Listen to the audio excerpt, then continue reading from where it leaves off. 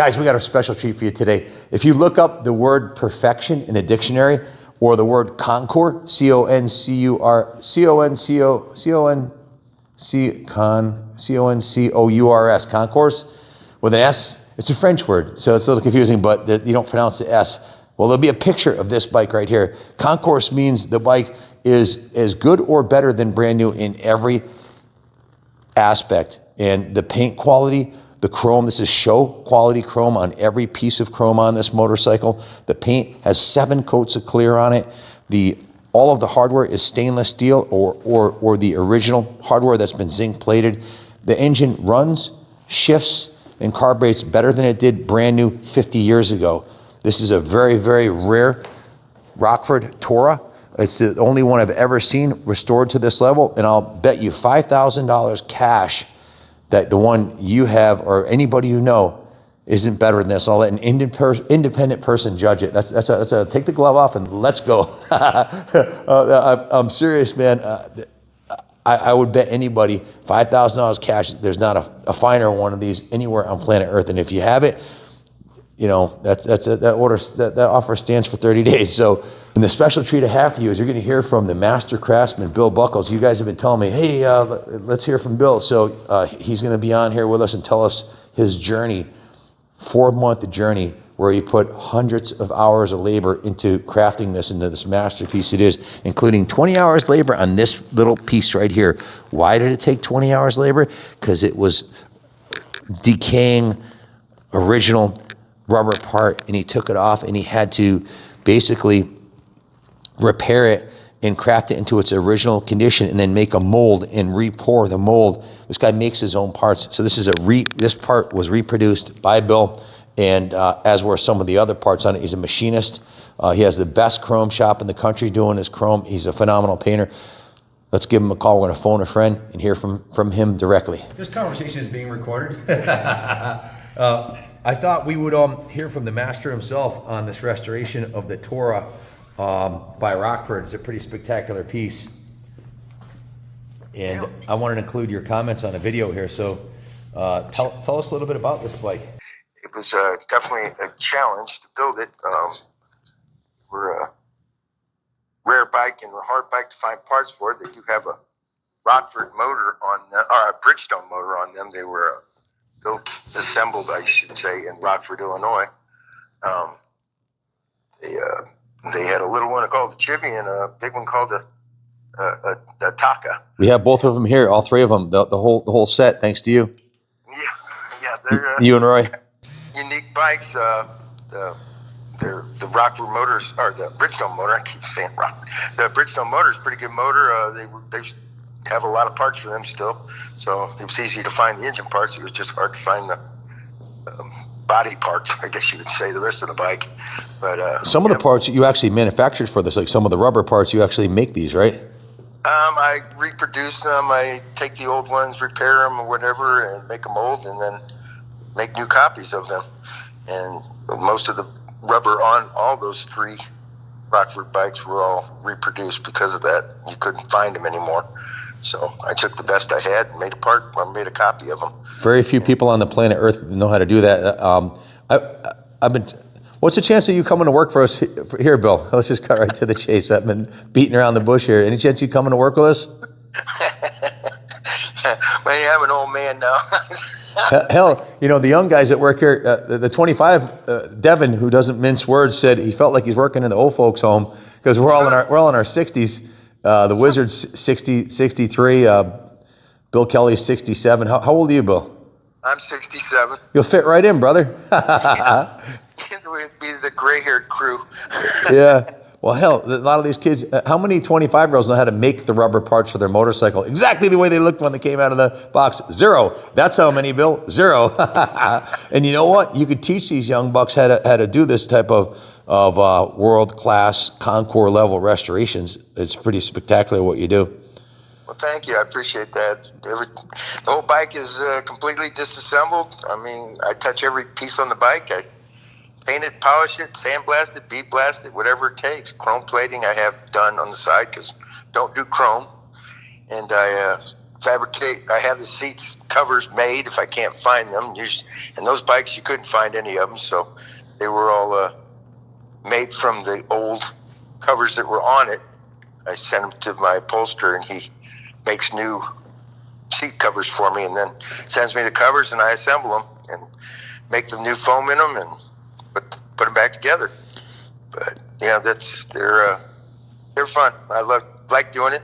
It's like seeing that old rusty piece of iron come to me and leave as hopefully a pretty penny.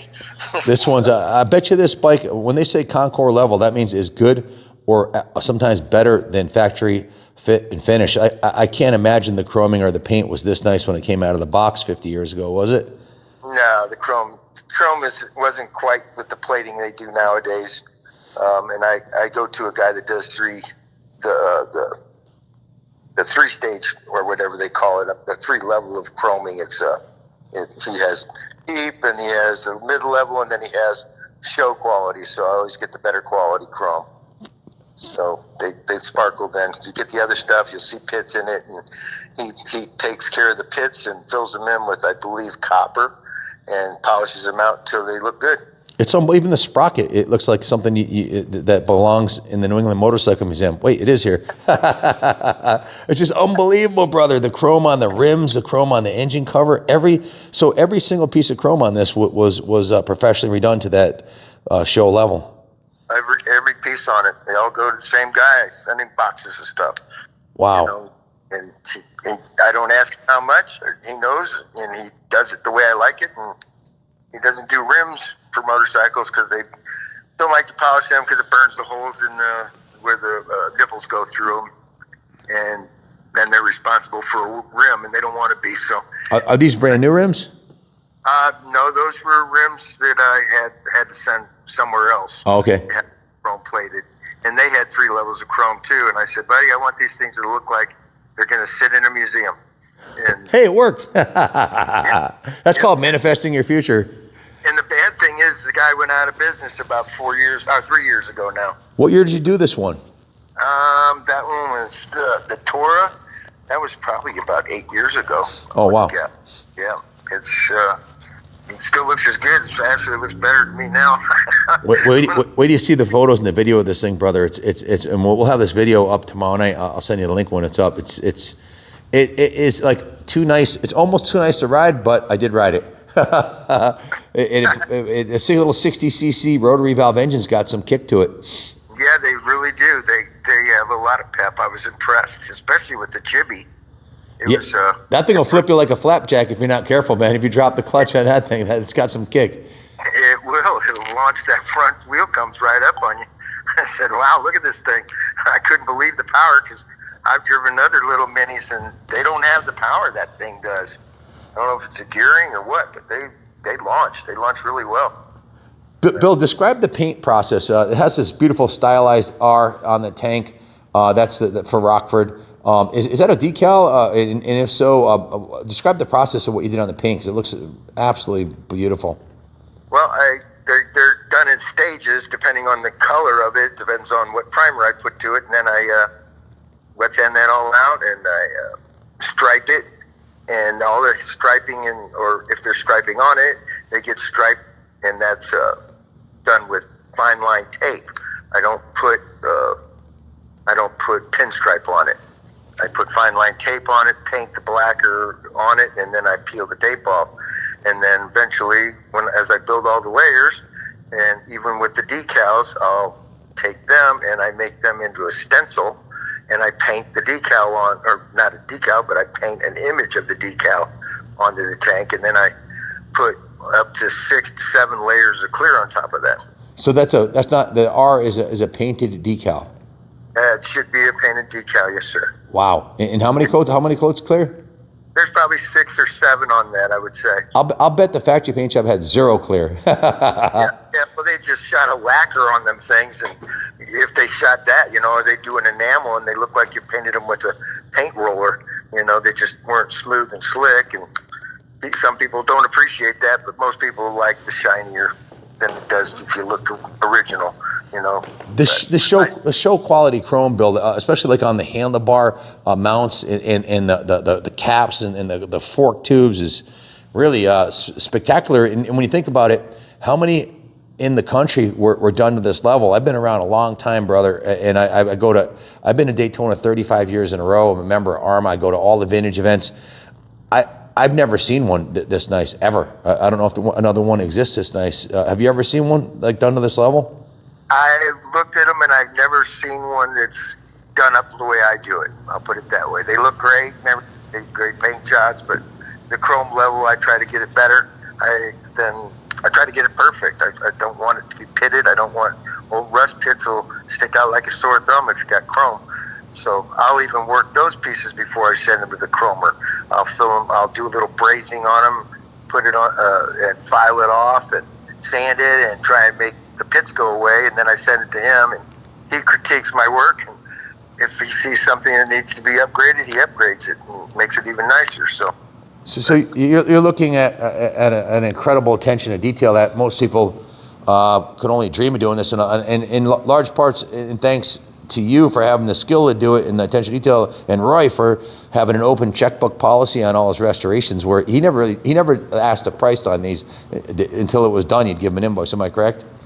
That's absolutely correct. Roy was a great person to work for. He was a good person in person too. I came down there and rode on his track with my dirt bike and had a ball, and the guy never questioned me. He was super. He never questioned anything I ever did. You know, never was said, "Oh, you spent too much." He never ever said that, and it was a blank check, and I didn't take advantage of it. And I would go on, find my parts, and I'd even wheel and deal for him, trying to get him to come down, and he wouldn't even expected that. He would have done it if I'd got it at full price. Well, Roy is in a similar business to motorcycle restoration. He restores and maintains the machines that make the cardboard boxes for industries like Amazon, which I'm sure his business is absolutely slamming now because everything's getting shipped because of Amazon, but in other online retailers. But he restores machineries to better than new, so he knows what it takes. And he's a motorcycle nut like us, so he understands the process. But the attention to detail is absolutely incredible. When you look at like the components that hold the steering stem together, every single piece that was originally chrome, and the hardware too. Was this hardware re-zinced, or is it if it's not chrome, was it re-zinced or? It's re-zinced, but most of it's chrome plated. Spectacular. And I try to use original bolts. Sometimes you can't find them. A lot of Suzukis will have the S on them, you know, and I try to always use those on Suzukis, you know, because it sticks out, you know. But it's kind of hard to find OE bolts. Amen. Like the sprocket, were they chrome from the factory? Nope. That's one of the coolest features on the whole bike. I love that. It's just incredible. And the brake stay arm, I don't know if that was chrome from the factory, but it looks spectacular. Yep, that was that. The backing plate on that, it was probably more like a zinc plating. Yep. You know, it was kind of a dullish, you know, looked like a trash can. You know, that cheap bolt looking whatever plating. So I made it, doll it up a little and have it chromed, and it looks so much better, and it lasts a lot longer too, you know. Most of these were ridden into the ground by youngsters. Probably the average target for a 60 was probably 12 to 15-year-olds, I would guess, right? Yeah, even probably smaller than that. I mean, the thing is, I'm 200-pounder. It hauled me around just fine. You know, I saw you ride it, and I said, "Look at him go!" I said, "He's having a blast." They're a riot. I mean, I love the little minis, and back then, me too. They all had character. You know, your Hondas were a dime a dozen, but I've done a couple of them too. But you got to get the early model hardtails. You don't want the ones with the springs. They don't hold as much value as the hardtails did. You know. This is similar to a Yamaha GT80 in size, I would say. And I think this is is this a deluxe model? Because they made a standard and a deluxe. I think it had the headlight and tail light. That's the deluxe model, yeah. And the little light switches right there under this. Or that's the Chibi. I'm thinking of the Chibi. Yeah, there's a light switch right down the side of the light. It has an on-off switch for it. Yep. I was getting mixed up with the Chibi, but yeah, I think it's a great little bike. Spectacular. Bill, the engine restoration process, what was the scoop on that? What did you have to do?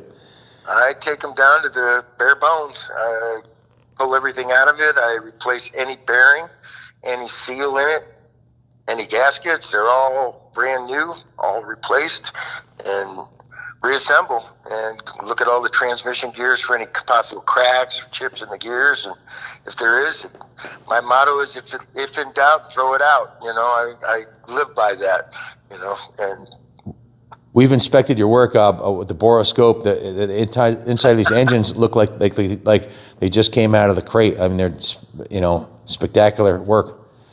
yeah, I usually will use, I just started doing this probably about 8 years or so ago. I built my own vapor blaster, or home blaster, whatever you want to call it. And I home blast the insides of the motors, and they look just as shiny as the outside of the motors. So they are nice and clean, you know. Yeah, it's amazing attention to detail, and it shows in the performance.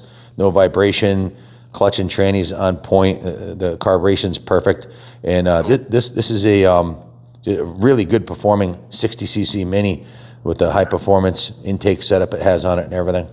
Yes, it is. They run. Rotary valve is almost like a little turbo on it or something. Yeah, kind of like the Yamahas had that. I believe they used the rotary. Kawasaki too.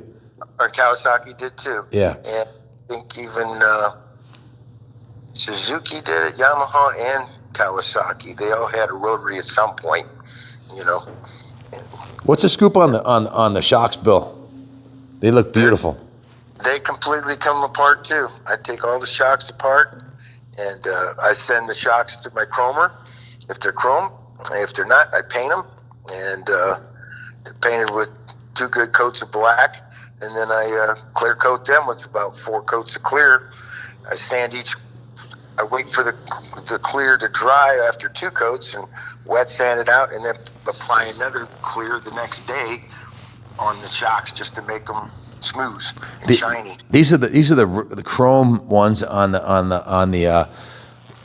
this one on the Tora, and it's amazing how the chrome just glows on it. Your chrome guy. You said he's not around anymore. No, he's still around. Oh, I thought you said you lost your chrome guy or something No, like that. I lost my rim guy. He did all chrome, but I only sent my rims to him. And it was RP chrome and plating, and it was, I believe it's Indiana. And I called him up and said, "Hey, I got a set of rims for you." And they said, "We aren't accepting any more orders." And I said, "Really?" I said, "I've been coming to you for years." And I said, we're finishing up what we have, and we're done. We're retiring. And I said, "Oh man, that's a bummer, because to find a good rim person that will take a rusty old rim and bring it back and make it look like it was like a mirror is hard to find." And the Browns, they went out of business from what I've heard. I used them probably 20 years ago, and they do some spectacular chroming, but they went out of business also. It's a shame. It's like a lost art, man. Yep. And this, when I say art, this bike here, and all of your, when Roy said something along the lines of your restorations are he's bought some bikes that were restorations that were kind of like lipstick on a pig, and your restorations are just at another level. It's a true nut and bolt restoration with all the chrome redone, all the paint done to a much higher level. Well, how about the is that the same process you use from the shock as you do on the frame paint? Because the frame paint looks way better than it did originally too.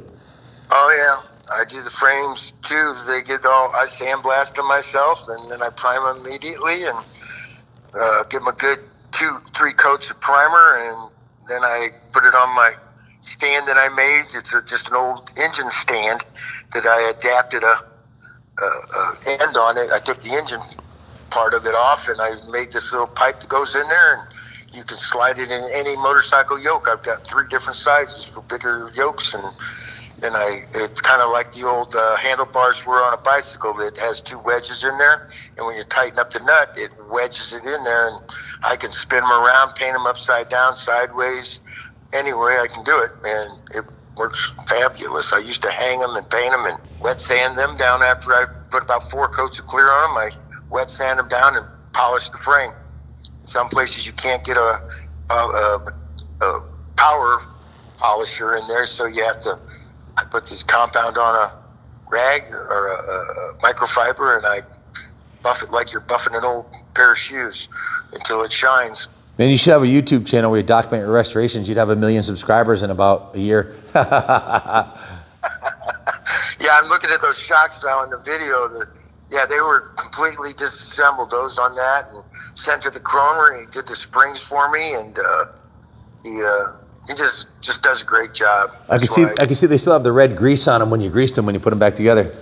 Yeah, I slip a little on there just so, because those were not an oil-filled shock on that bike. It was just a show kind, I guess.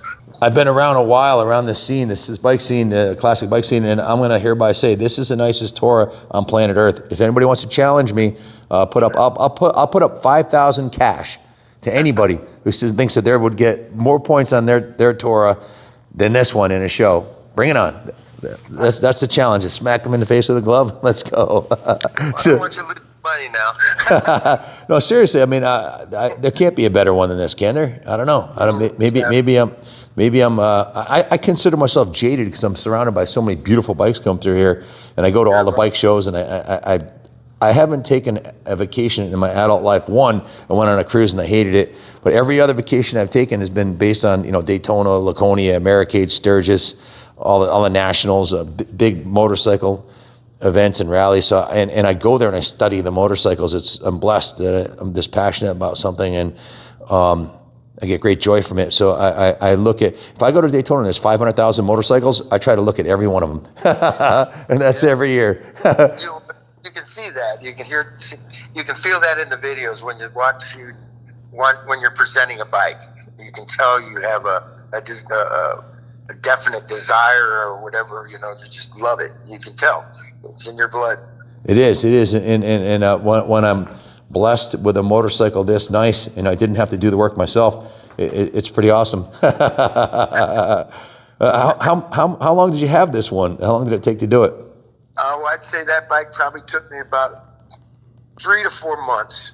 Yeah. On it, and I worked evenings and weekends and holidays and birthdays. That's just the way I roll. My wife says I don't ever come out of the shop, and I told her no, I do. I come out to eat and go to bed. She must be very understanding. I was looking at that air cleaner for that Tora 2, the Tora, that square boot that goes on top of the engine there.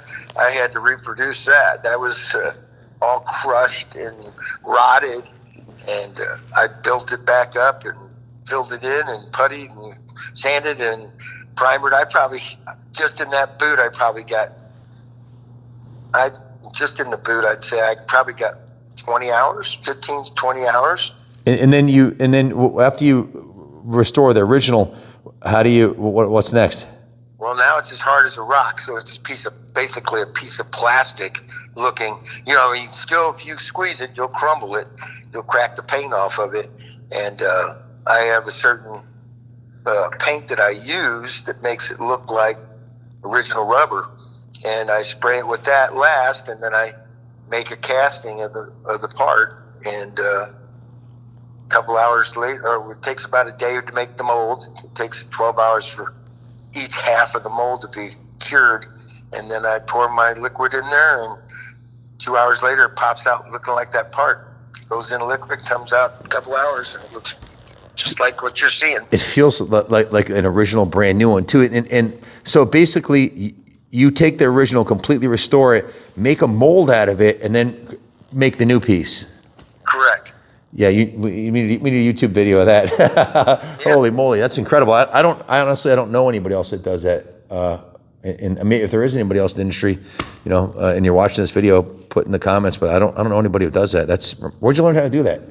I actually saw a guy on TV. He needed to make turn signal lenses for a old Harley. Not a Harley. It was a.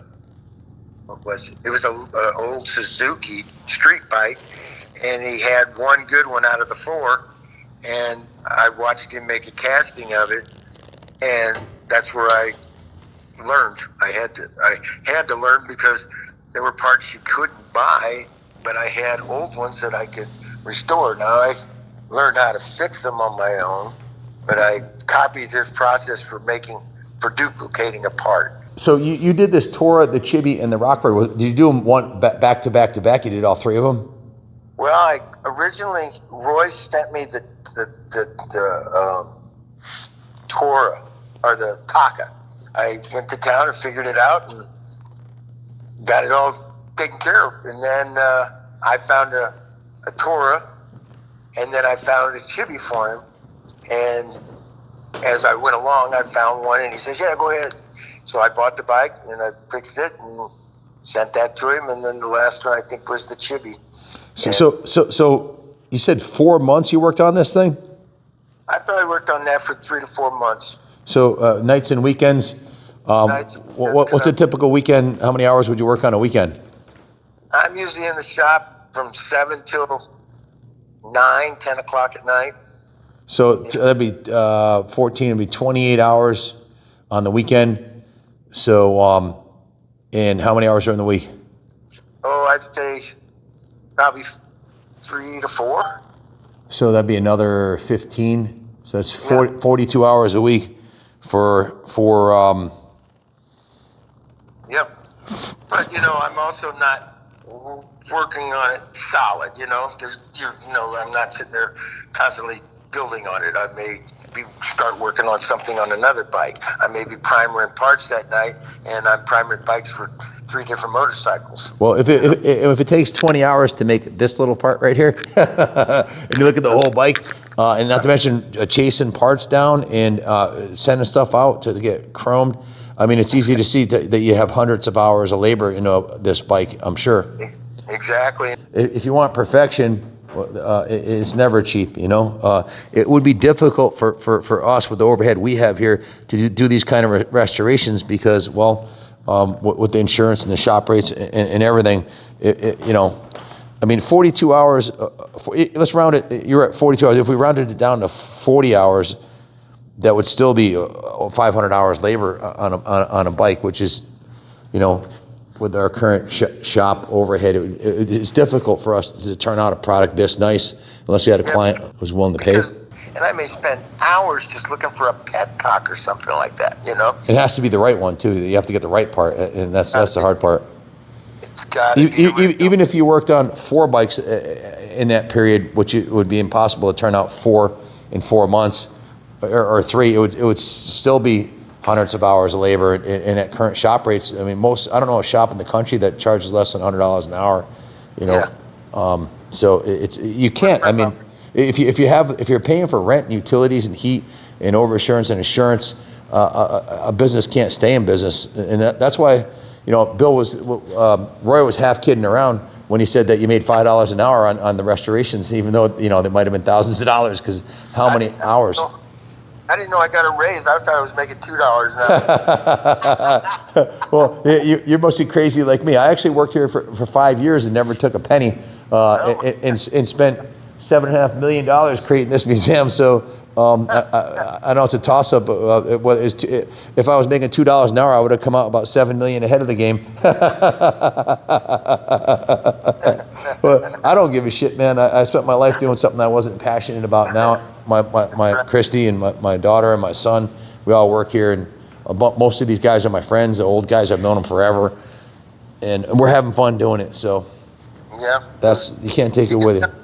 You can tell your enthusiasm is there. I love it, man. And hey, thank you for sharing this journey on the Tora. This was so much cooler having you be part of the video than me trying to, like I've talked to you about it, but for me trying to replicate your journey on this Tora would have been impossible. So thank you for being part of it. I really appreciate it.